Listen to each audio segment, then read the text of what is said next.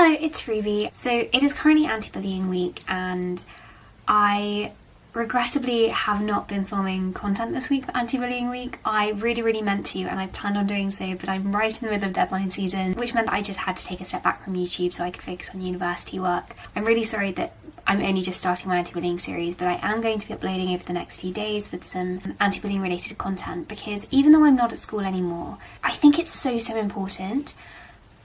Bullying is often constructed as a school-age issue, you know, something which only concerns children and which we only really need to address within schools. But actually, I think the problems with bullying extend so much further than school. When it's in school, we give it the name bullying, but when people leave school, it's not like bullying just suddenly stops. It continues to happen. It happens in the workplace, it happens on the street, it happens in friendships, and just because we leave school, it doesn't mean that bullying stops. And I think adult bullying feeds into some of the most problematic social issues which we then face. It feeds into discrimination and prejudice. It's just that it's given a different name at school.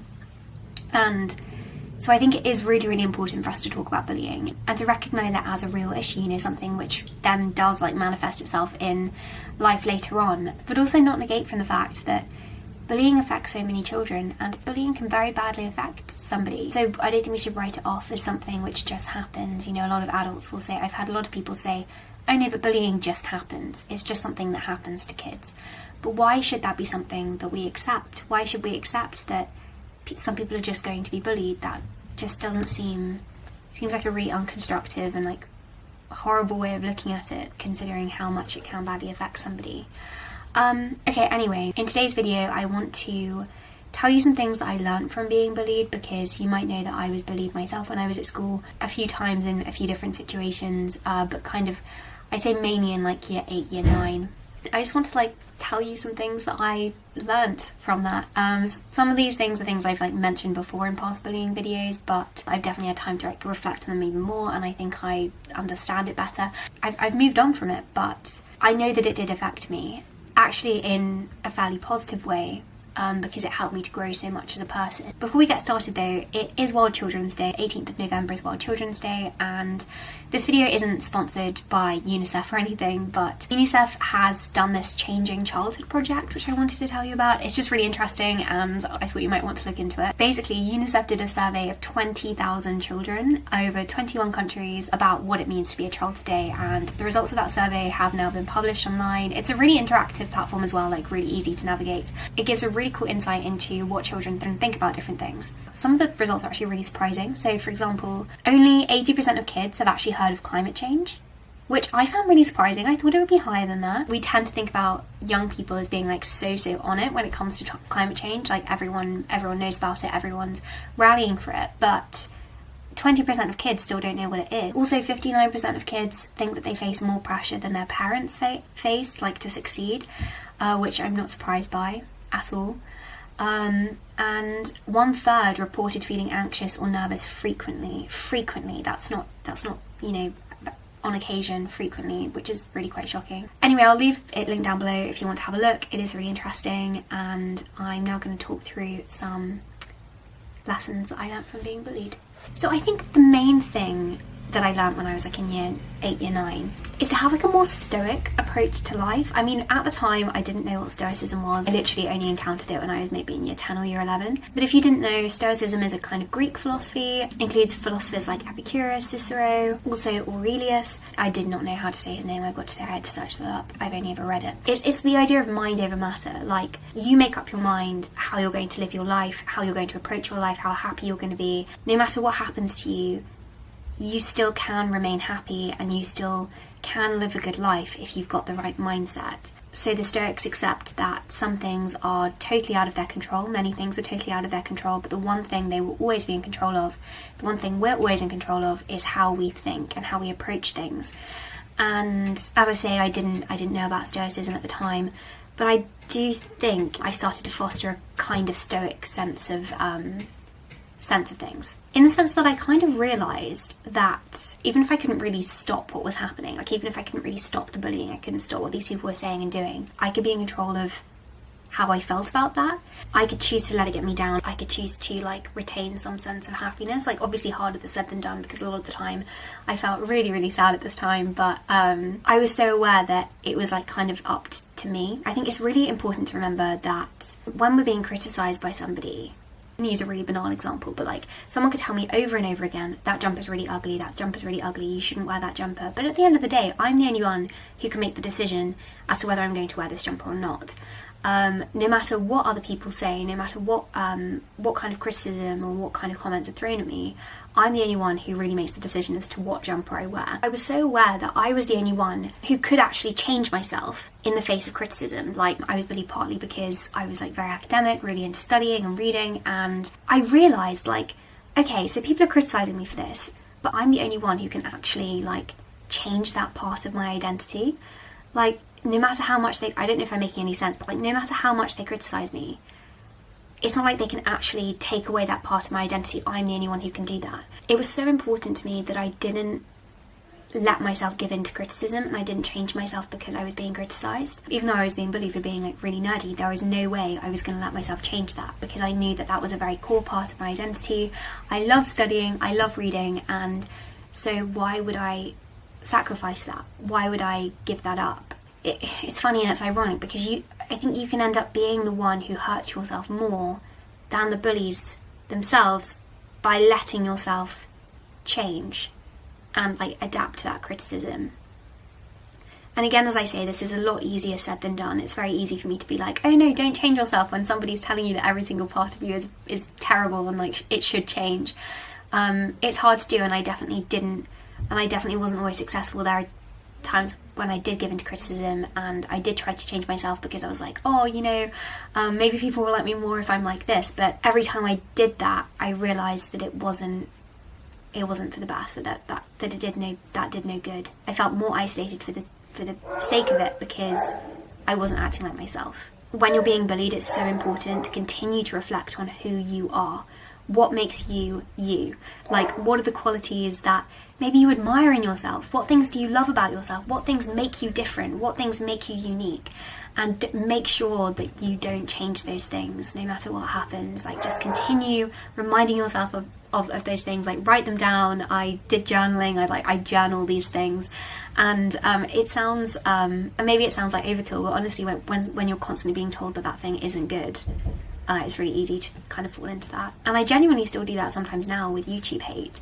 If I'm being criticised for something, I'm like, no, I'm not going to change that, because that is just a part of like who I would say I am. However cheesy that sounds, I think it is important. The last thing you want to happen is to become isolated from yourself, feel like you're not actually acting like yourself, which actually leads into this next thing. I think I've realised that one of the most important things is being comfortable in your own skin. I always think of Lena Lovegood from Harry Potter. Like, she doesn't care about what anyone thinks of her, and people think she's very strange because of that, but I think everyone also very much respects her. She's one of the characters that lots and lots of people respect. Even though people say she's strange, she's got this barrier up. Like, she listens to it, she accepts it, she hears it, but she doesn't let it affect anything. She doesn't let it in. Again, like, I think I use that for online hate as well. Like, kind of let things drift over you a little bit. Life lesson, I guess, just be yourself. That's like the crux of it, and that sounds really simple. It's like a very simple thing to bring out of it, but genuinely, like, I think it's important. If you can know yourself, then you won't be alone as well. Like, there were times when I should have felt very, very lonely when I was being bullied, and times that I did feel very, very lonely. I know that was lessened by the fact that I was aware of kind of like who I was. That was grounding, and genuinely as a result I feel so much more comfortable like in my own company even now, because I feel more comfortable in my own company than I did before I was bullied. But the main thing that I learned from being bullied, and kind of the last thing I want to focus on, is the importance of kindness, which I keep on speaking about on my channel. I know that I mention it a lot, but we can't underestimate how important that is. It's the most important thing we can be, more important than anything that we achieve, anything we succeed at. Kindness is something that all of us can be, and it's so easy to be kind. Like, there are so many opportunities every single day, every single moment for us to be kind. Like, kindness, tiny acts of kindness can help people so much. And I think I realised being bullied how much tiny acts of kindness could make a difference, because when people were being nasty and then somebody would do something kind, it meant so much more in like in contrast. Like there's this line from Socrates, which I literally only found through Wonder, I'm not gonna lie, but be kind, for everyone is fighting a hard battle. We have no idea what's happening in people's lives, and so being kind becomes so important. Like, and we can't know just how much that a tiny act of kindness is going to make a difference to somebody. But yeah, there's this wonderful poem by Emily Dickinson. I'm just going to get it up because I don't know it by heart, but she writes, "If I can stop one heart from breaking, I shall not live in vain. If I can ease one life the aching, or cool one pain, or help one fainting robin unto his nest again, I shall not live in vain." Don't you love that? Basically, our life's purpose is being kind. Like, that's where we're going to find fulfillment. So I think, yeah, being kind is the most important thing we can strive to be, and I did really learn that from my experiences being bullied. Also though, like, just kind of flipping it to the bully side for a moment, because I did kind of retrospectively, one of the people who had bullied me had really been like struggling at the time, and had been in a really bad place. And I'm not saying that people's circumstances justify, but I think they explain their behaviour, and I don't think anyone is inherently bad. I think people can do really bad things, but my like kind of my ethical stance is that there is no such thing as an inherently bad person. And I think kind of realising that has just helped me see people in a different way. I think it's always important to treat people with empathy and like try and empathise with them and understand where they're coming from, because even if their justification seems like totally wrong, and it really might be, there is still going to be some kind of explanation there for why they're acting that way. Yeah, okay, this video has turned into such a ramble. These are very kind of long-winded and abstract lessons that I've learned, but I hope that it's provided some kind of insight. I'm not sure. And I just wanted to finish this video by giving some more like tangible things, like tips on how to deal with bullying. These are only a few things. So number one, this just kind of refers to what I was talking about before, journaling and making sure that you're keeping in touch with who you are and the things that make you different. One thing which can be helpful is rephrasing the insults that people give to you. So if someone would tell me, "You're really nerdy," I'd be like, "Oh, that's great, it means that I work hard." Number two, continue to be kind. That's really important. Number three, ignoring doesn't always work. You let kind of things drift over you, try and let things drift over you and try and distance yourself from it, but that doesn't necessarily mean that the bullying is going to stop. I think a lot of people say, "Oh, ignore it and it will stop," but that isn't true. Telling doesn't always work, but it can work, and it can be useful to kind of like tell someone, be confiding in someone.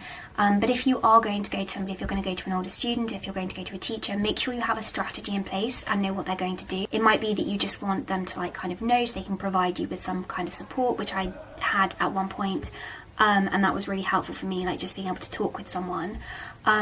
But another time when I was a lot younger, I'd gone to a teacher and they'd gone and confronted the girls, and it had actually got worse. So just kind of like talk with them about the strategy and like what you want to do, and make sure you know what's going to happen instead of just leaving it with them, if that makes sense. But it can be useful to tell. I'm not saying don't tell, I'm just saying make sure that you do it in the right way. Yeah, okay, so that's just a quick advice. I'm really sorry I'm in a rush, so I'm going to sign off this video quickly, but if you are getting bullied, I'm sending so much support your way, and I'm like, please remember